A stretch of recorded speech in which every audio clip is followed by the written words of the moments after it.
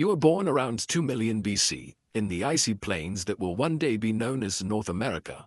Maybe. You can't tell for sure because, well, you were born blind.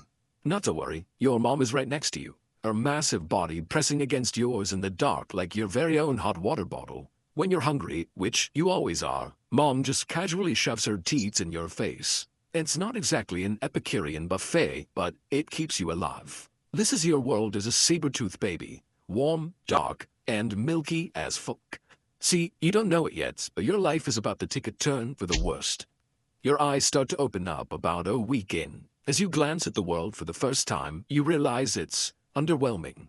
Bruh. The den is dim, cramped with your pack of 5, and about as exciting as a pile of rocks. Your 2 siblings are just as clueless as you, fumbling over each other in a tangle of tiny paws. Luckily, your mom is still here, making sure you're warm and fed. But let's be real, her only job of keeping you alive kinda sucks too. If your parents don't catch enough prey, you and your siblings are all getting a lesson on intermittent fasting.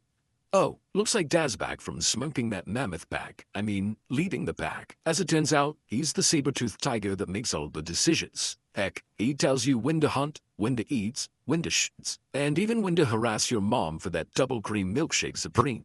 By the time you're a few months old, your parents finally decide it's time to teach you the ropes of Ice Age survival. You learn to hunt by watching Dad casually expand his jaws a staggering 120 degrees before letting those sharp canine teeth pierce through his victims. Your old man's a freaking gun. Mimicking Dad, you scan the terrain until you notice a small rabbit. You sneak up behind it like a little rat and pounce.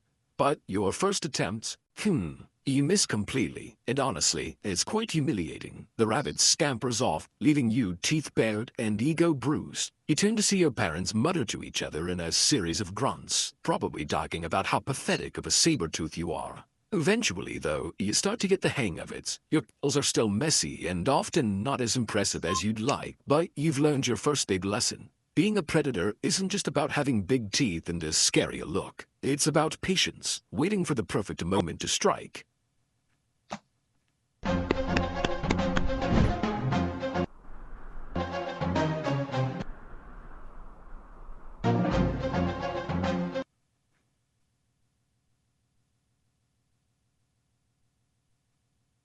Yeah.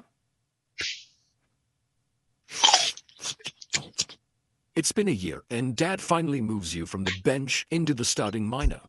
Time for a big hunt. Think of it like the prehistoric Super Bowl, but instead of touchdowns, it's biting something 10 times your size and hoping it doesn't step on your face. You and your family stalk a giant ground sloth, moving through the icy plains like a unit. Dad doesn't hesitate. Making the first move, he thrusts himself towards the sloth, screaming insults in slow motion before sinking his fangs into its neck, while Mom latches onto its legs with surgical precision. You and your sibling dive in to finish the job.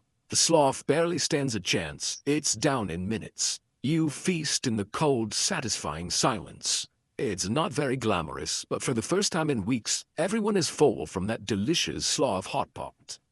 Life moves on as usual. Then, something unexpected happens. You return to the den to find a new sibling.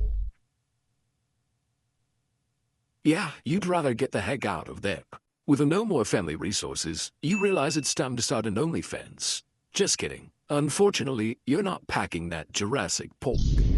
As you scruffle out of the den all disheveled, you notice you weren't the only one left behind. At first, you and your 2 older siblings stick together, navigating your way through the cold. You develop a hunting strategy. One of you chases the prey, another blocks the escape, and the third, well, Dwight usually just likes to watch. The 3 of you manage to bring back just enough food to keep your bellies half full. This doesn't last for long, though. Soon, cracks start to form in your little coalition. Food is extremely scarce, and hunger has a way of turning family into rivals. On one occasion, after taking down a hare, you find yourself snarling over that carcass, claws extended as Dwight edges a little too close. A few more hunts like that, and the bond between the 3 of you breaks. Your siblings decide to venture off on journeys of their own, leaving you truly alone for the first time in your life.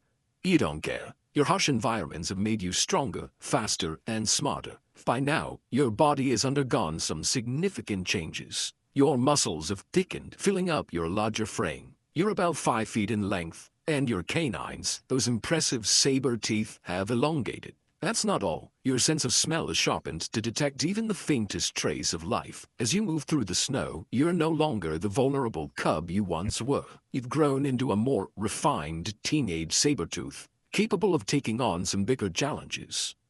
The sun rises over the frost-covered forest, and you notice an area in the savannah rich with prey. You start to mark the territory as your own, scratching deep grooves into tree trunks and spraying your scent wherever you go. It's a risky move, as other predators will see it as a challenge.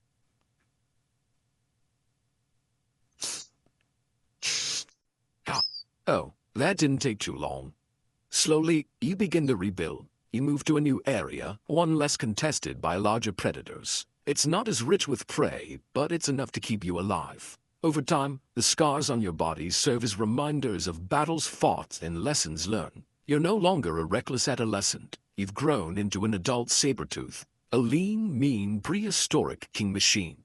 By this point in your life, your canine teeth have grown to a staggering 8 inches long, which are now strong enough to do absolutely nothing, as unfortunately every full-force bite could be the last for one of your sabered teeth. Whatever, man, you're still an apex predator, okay?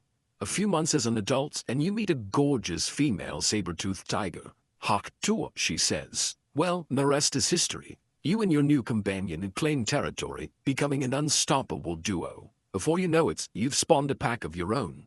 You and your pack hunt down megafauna. Mammoths, bison, sloths, you name it. Life is good. Better than it's ever been. Your family thrives. Your legacy feels secure. The world finally feels like it's yours to rule. Then, one day, you encounter something strange. A group of figures moving together. You've never seen creatures like this before. They're not large or particularly fast, but there's something unsettling about the way they move. Coordinated, deliberate, like a pack of wolves.